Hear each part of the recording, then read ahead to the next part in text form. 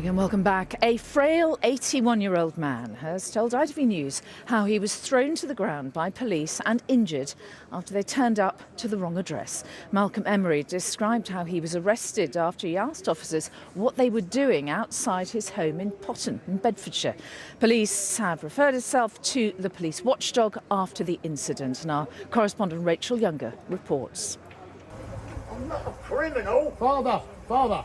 It's just before dawn on a suburban street, and with this many police officers in attendance, you might assume there's been a shooting or a murder.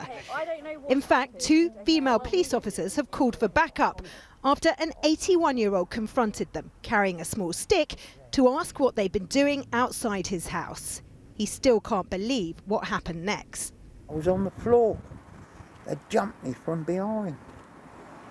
Pulled my hands round like that. That was painful. Pulled it tight and bunged me in a meat wagon. Were you frightened? Yeah, first time I've been frightened like that in my life. Bedfordshire police now admit they got the wrong address, saying an altercation ensued where one of our officers tried to take the wooden implement from the resident, during which she sustained a cut to her face. A man in his 80s was arrested on suspicion of assault on an emergency worker. The reason the handcuffs went on is because you assaulted my colleague. And while no photo has been released of that wound, video taken by Malcolm's family, who were alerted by a neighbour, shows their horror at his treatment. His son Paul insists his father, who has a heart condition, should never have been seen as a threat. For an 81-year-old, he's frail to be treated like that, to be in handcuffs. It's not as though he could run off. He can't run anywhere. He can barely walk anywhere, let alone run away. After this footage was posted on social media, Bedfordshire Police launched an inquiry, voluntarily referring themselves to the Independent Office for Police Conduct. But Malcolm remains under investigation for actual bodily harm. Quite how he was harmed so badly is a question the police will need to answer. Rachel Younger, ITV News, Bedfordshire. A 4th man has been arrested in connection with the shooting of 9-year-old Olivia Pratt-Corbell in Liverpool. A 34-year-old individual is being questioned by police on suspicion of assisting an offender. He was stopped while driving on the M42 in the Midlands, and his vehicle was seized. And a man who stalked the broadcaster Emily Maitlis for 3 decades has been jailed for 8 years after attempting to breach a restraining order for the 20th time. Edward Vines, who attended Cambridge University with a former BBC presenter, was previously jailed for breaching a separate order relating to Miss Maitlis. And moving on now, the Duke and Duchess of Sussex are to make their first public appearance in the UK since returning for the Queen's Platinum Jubilee. Meghan is going to give a keynote address to the One Young World Summit in Manchester. And our royal editor Chris Shipp is in the city for us there tonight. Now, Chris, this is a rare appearance here, isn't it, from the Duke and Duchess? What else are they going to be doing? Well, Mary, true to form, Harry and Meghan have been keeping everyone guessing exactly what their plans are in Manchester. We know they got the train up here earlier from London. They were spotted at Euston Station. And actually, one of our producers just filmed them leaving a hotel where they were having a meeting. Again, they didn't tell us. We happened to find out where they were. We do know where they are right now, and that's at this summit. As you say, One Young World. Meghan is making a keynote speech. They arrived in the auditorium a short while ago, but this is the first event and actually quite a busy week. They're in Manchester today, Dusseldorf tomorrow to do with Harry's Invictus Games to mark a year to go. And then later in the week, they've got another charity event to do with the Well Child Awards. The big question is, while they are here, are they going to see any of Harry's family, given all the rift that's been happening, everything they told Oprah Winfrey, everything Meghan's been saying in her podcasts in recent weeks? And the answer to that, as I understand it, is no. Despite living in Windsor, on the estate, very close to his brother William and Kate, they don't have any plans to see each other, and nor do we think they're going to see his father, Prince Charles, in Balmoral, which obviously means he's unlikely to see the Queen as well. So yes, back in the UK, but those family rifts still very much there, Mary. All right, Chris Shipp in Manchester, thank you. Now, the Met Office has issued a weather warning for thunderstorms for large parts of Wales and the West Country. It followed some spectacular lightning overnight. I don't know if you saw it. Well, Alex is in Greenwich in South London, where bolts lit up the city's skyline last night. Alex.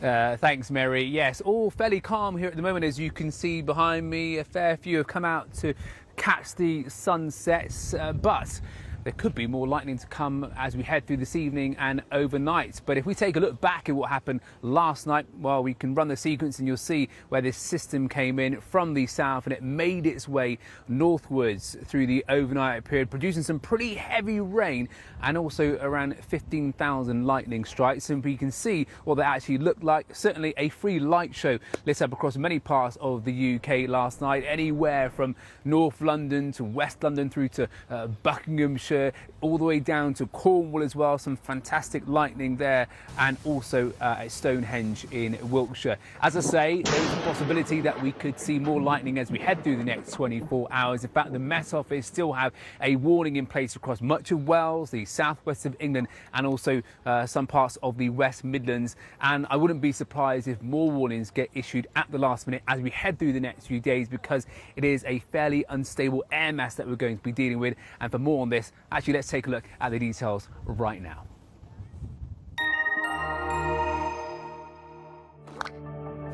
With a warm Mediterranean breeze, today could be hotter than Italy.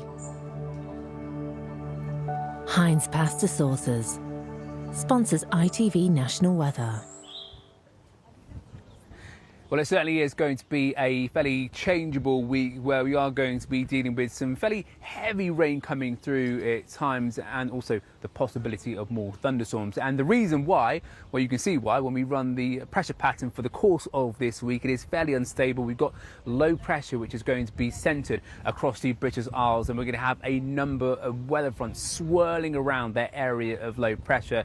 So with fairly warm, humid air with us over the next few days and a fair bit of instability, there is a possibility of more thundery downpours as we head through. As for this evening, well, it could be a repeat performance of last night. We are going to see more rain coming in from the south and making its way northwards across the British Isles as we head through the small hours of Tuesday. Also, a fairly humid night, temperatures certainly holding up at around 14 to 16 degrees Celsius in places. So certainly not a cold start as we head into tomorrow. Now, there will be a bit of a brief respite. So as we start tomorrow, it will be on the dry side, perhaps with some bright spells of sunshine. But as we move through the day, we're going to see further outbreaks of fairly heavy, showery rain developing, maybe more widespread in comparison to what we saw earlier today. Again, there could be more thundery downpours, and we know that there is that warning in place across parts of Wales down to the southwest and also parts of the West Midlands. Temperatures tomorrow probably reaching a daytime high of around 24 degrees Celsius out towards the southeast. Wednesday is going to be a day of bright spells and scattered showers, similar on Thursday. And as we look at the outlook period, you can see it stays pretty changeable into Friday, with temperatures heading back towards average come the end of the week. Heinz Pasta Sauces sponsors ITV National Weather. Well, that's the way it's looking here this evening. As I say, pretty fine at the moment, but the chance of more thundery downpours a bit later on. Back to you in Downing Street, Mary. All right, Alex, thank you. We do need the rain, don't we? And from lightning strikes to a striker, sorry about that, whose goal helped England's women win the Euros. Chloe Kelly grew up not far from Wembley, where she and the Lionesses lifted the trophy for the first time, of course, in July. Now, as a youngster, she travelled to the stadium by bus to buy FA Cup final programmes, and it helped to inspire her journey to the top. Today, a bus on that route was renamed in her honour, as Neil Connery reports. As journeys in life go, Chloe Kelly's take some beating. The dream of the Lioness who scored England's winning Euros goal began on the 92 bus. Today, on board one named in her honour, she was back on the road to Wembley. On FA Cup final day growing up, she used to catch the 92 to the stadium. All she could do was stand outside, soak up the atmosphere and buy a programme. Just a little girl with big dreams of playing for England, and yeah, looking at Wembley and thinking, wow, like maybe I could be here one day. It's in! The Lioness roared as the nation rose in one to celebrate her winning Euros goal. That dream on the 92 bus had come true. Chloe's message to the champions of the future couldn't be clearer. Anything is possible, anything that you want to believe. You just need to go for it and put all your effort into that, and hard work pays off. And looking back on my career, I think I just stay true to myself. This was the first time Chloe has been back to Wembley since that magical night. And there at the bus stop, her poster. For Chloe and the England team, the dreaming doesn't stop at Wembley. After qualifying for next year's World Cup this weekend, she says a new destination for the Lionesses is on the horizon. With the World Cup just around the corner, it's a big year for women's football, and I think just not taking our foot off the gas and keeping our foot on the pedal is massive. For Chloe Kelly and her teammates, the journey is just beginning. Neil Connery, ITV News, on the 92 bus. Well, we end tonight with events here in Westminster, of course, after it was confirmed that Liz Truss is to become the new Prime Minister, our third woman Prime Minister. And our political editor, Robert Peston, is here with a final thought. Now, Robert, Liz Truss said today, no general election until 2024, 2 whole years away. How confident can she even be that she'll still be leader by then? Look, it wasn't that long ago, 2.5 years ago, that we were here as Boris Johnson came out of that door having just won the biggest landslide victory for the Tory party since the 1980s.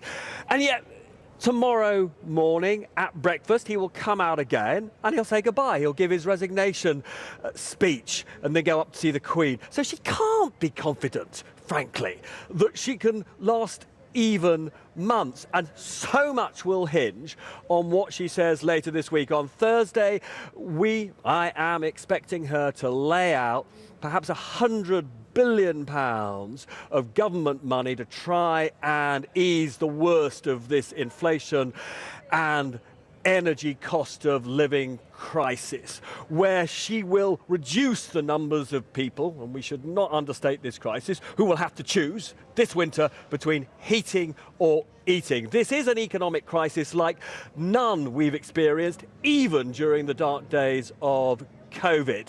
So everything about her is likely to be determined this week. It's fascinating stuff, isn't it? Robert, thank you very much indeed for your time today. And that's all from Downing Street as this very famous address, number 10 behind me, prepares for yet another changing of the guard. It's not yet clear how Liz Truss's government will tackle many of the pressing issues facing the country, especially, of course, the energy crisis, as Robert was just saying. But she has quite a task on her hands. Millions of people are relying on her getting it right. Tom will have the latest from here with news at 10 a little bit later tonight, but from me and all the evening news team. Bye-bye.